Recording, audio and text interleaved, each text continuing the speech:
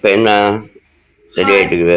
எல்லாருக்கும் வணக்கங்க. இன்னைக்கு என்னப்பா வீடியோ பார்க்க போறீங்கன்னா பருப்பு பொடி, சூப்பரான டேஸ்டான பருப்பு பொடி செய்யறதுக்கு நீங்க வந்து கச்சிதமா கூட செஞ்சுக்கலாம்.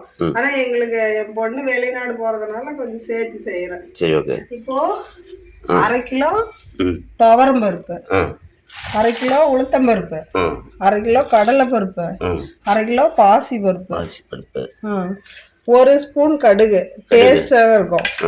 அப்புறம் உடைச்ச கடலை 100 கிராம் மாவு பதத்துக்கு, கருவேப்பிலை, அப்புறம் 1 கட்டி பெருங்காயம்,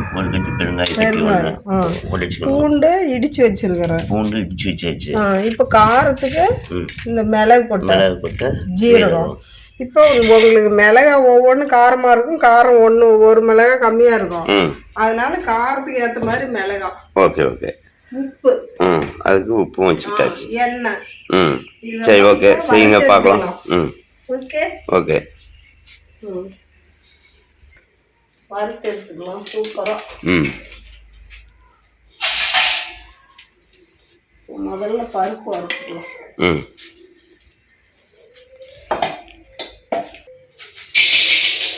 என்ன பருப்பா? துவரம் பருப்பு. ஓகே.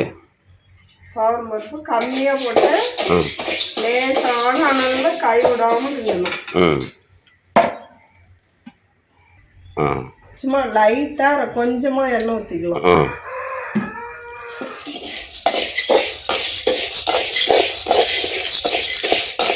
பாருங்க, இப்படி ஒண்ணு பாதியா வறுக்காம ஈவனா வறுக்கிற மாதிரி வரணும்.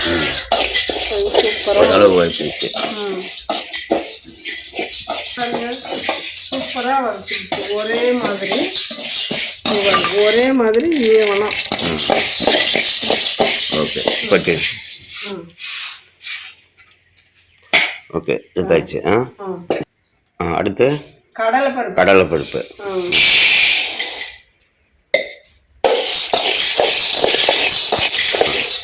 நல்லா கிண்டிக்கிட்டே இருக்கணும். கிண்டிக்கிட்டே இருந்தாதான், கை விடாம கிண்டினாதான் ஈவனா வறுக்கும் பருப்பு. அப்பதான் நல்லா உள் வரையும் போய் வறுபடும். அதுதான் டேஸ்ட்டை கொடுக்கும்.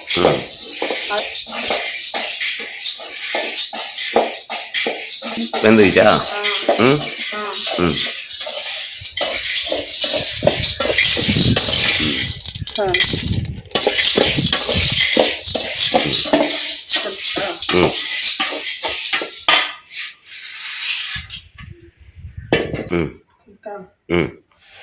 அடுத்து உளுத்தம் பருப்பா?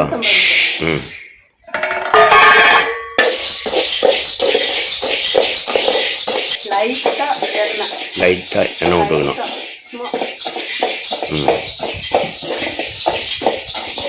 லைட்டா எண்ணெய் ஊற்றி எடுத்தா சூப்பரா இருக்கும். அது ஒரு டேஸ்டா. அதான் லைட்டா கொஞ்சம் அப்படியே பட்டம் படாம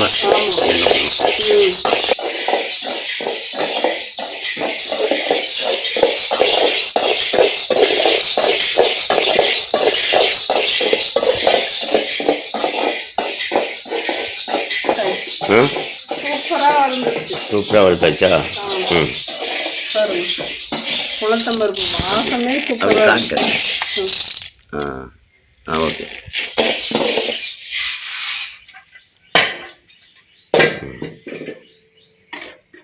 அடுத்து பாசிப்பருப்பு. எண்ணெய் ஊற்றி தாங்க வறுக்கணும் பாசிப்பருப்புக்கு. அப்பதான் சூப்பராக வறுப்படும். பாசிப்பருப்பு ஓரளவுக்கு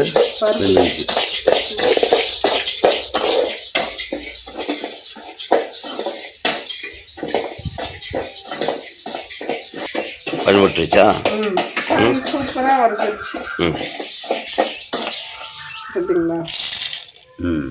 சூப்பராக கலர் எப்படி ப்ரௌன் கலரா சூப்பராக வருதா?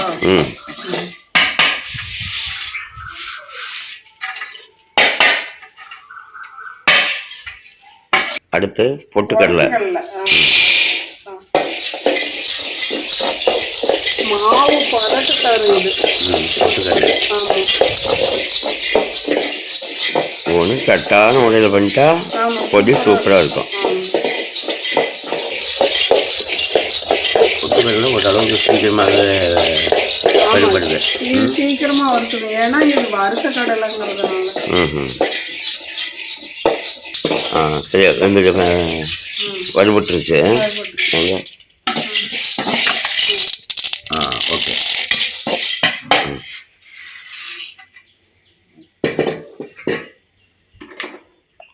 அடுத்து கடுகு ஒரே ஸ்பூன்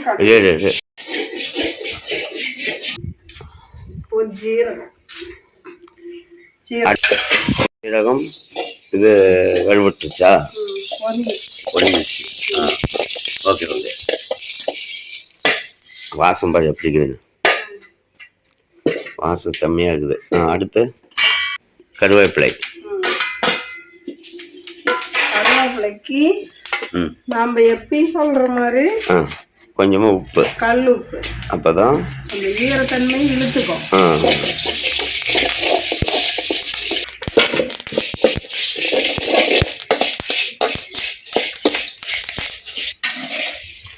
வறுபட்டுருச்சா?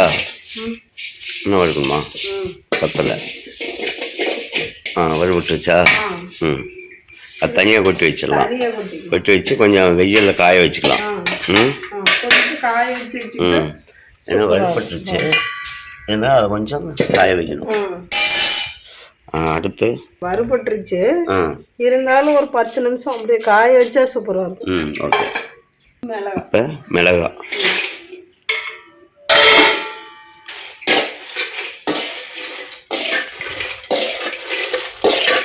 இதுக்கு எண்ணெய் ஊற்றணுமா? லைட்டாக எண்ணெய்.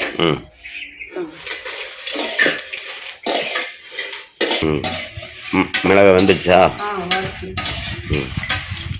மிளகா முடிஞ்ச அளவுக்கு எதுக்கு வறுத்தாலும் இந்த கோம்பு ஆயாம வறுத்துக்கணும். கோம்பை எடுக்காம வறுத்துட்டு அப்புறம் தான் கோம்பை எடுக்கணும். பாருங்க, இது வந்து எடுத்ததுனால அடியில வந்து விதை தீயுது. இந்த விதை தீஞ்சாக கொஞ்சம் கசக்கிற மாதிரி இருக்கும். பாருங்க, நீங்க காட்டு அந்த விதை வந்து கொட்டாதுக்குன்னா இந்த கோம்பை வந்து கொஞ்சம் விட்டு கட் பண்ணலாம். பெருங்காயம். அடுத்து பெருங்காயத்துக்கு ஃபர்ஸ்டே எண்ணெய் விட்டுக்கணும். ஆமா, எண்ணெய் விட்டுக்கணும். இது எண்ணெயில தான் பொரியணும். நான் சேர்த்து பெருங்காயம் போடுறேன், ஏன்னா தூள் பண்ணி வச்சுக்கலாம்.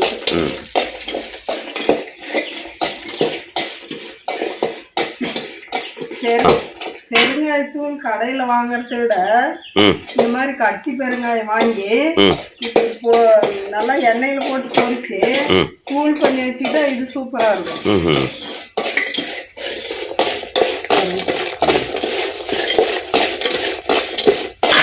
பொரிஞ்சிச்சு பாருங்க. எண்ணெயை வடிச்சுட்டு எடுத்து வைக்கணும்.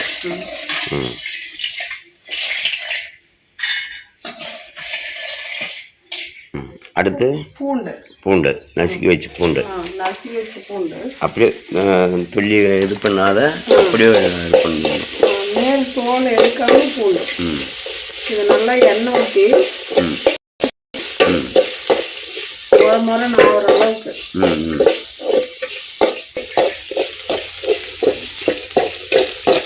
எண்ணெய் நிறைய ஊற்றிதாங்க. நிறைய பூண்டு வறுத்து எடுத்தாச்சு. அடுத்து கல்லுப்பு கொஞ்சம் வறுத்து போட்டுக்கலாம். சரியாகும். சரியாகுமா? வறுத்து போட்டுட்டா சரியாகும். கல்லுப்பு வறுத்தாச்சு.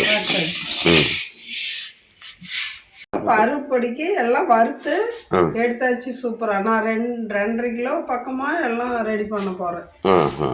அதனால இது ஆறுன பின்னாடி தான் போய் மிக்சியில போட்டு அரைச்சி எடுத்துக்கணும். இதெல்லாம் கொஞ்ச நேரம் காய வச்சுக்கணும், நல்லா ஆறணும்.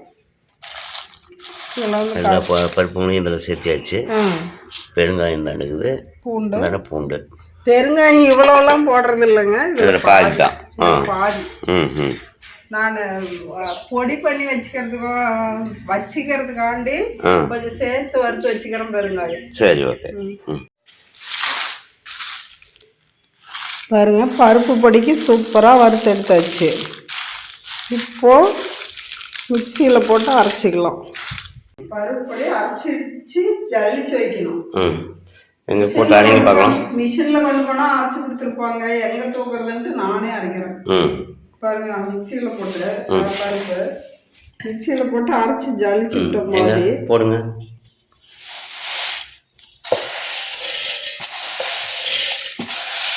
மிக்சியில் போட்டால் ஜல்லிச்சு தான் வைக்கணும்.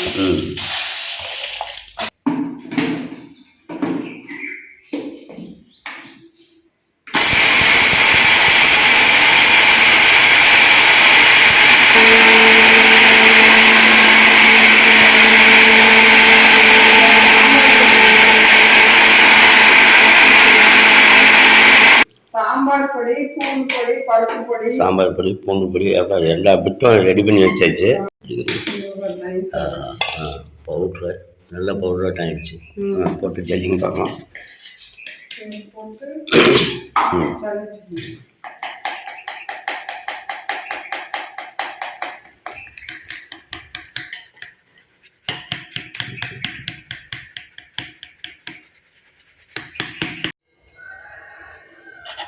பாருங்க, சூப்பராக பருப்பு பொடி ரெடி ஆயிடுச்சு. நெய் போட்டு சாப்பிட்லாம், நல்லெண்ணெய் ஊற்றி சாப்பிட்லாம். சூப்பராக ரெடி ஆயிடுச்சு. நீங்களும் ட்ரை பண்ணி பாருங்கள். ஓகேங்க, அடுத்த வீடியோவில் பார்க்கலாம். பாய்ங்க.